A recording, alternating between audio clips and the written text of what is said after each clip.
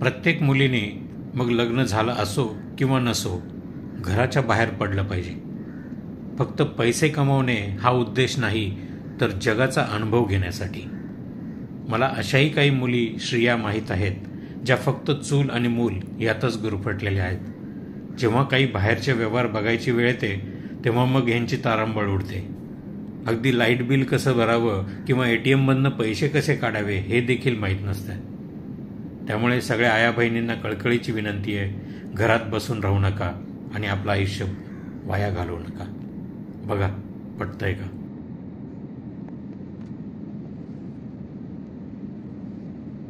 प्रत्येक मुलीने मग लग्न झालं असो किंवा नसो घराच्या बाहेर पडलं पाहिजे.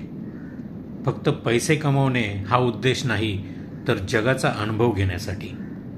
मला अशाही काही मुली स्त्रिया माहीत आहेत ज्या फक्त चूल आणि मूल यातच गुरफटलेल्या आहेत. जेव्हा काही बाहेरचे व्यवहार बघायची वेळ येते तेव्हा मग ह्यांची तारांबळ उडते. अगदी लाईट बिल कसं भरावं किंवा ATM मधनं पैसे कसे काढावे हे देखील माहीत नसतं. त्यामुळे सगळ्या आया बहिणींना कळकळीची विनंती आहे, घरात बसून राहू नका आणि आपलं आयुष्य वाया घालवू नका. बघा पटतंय का?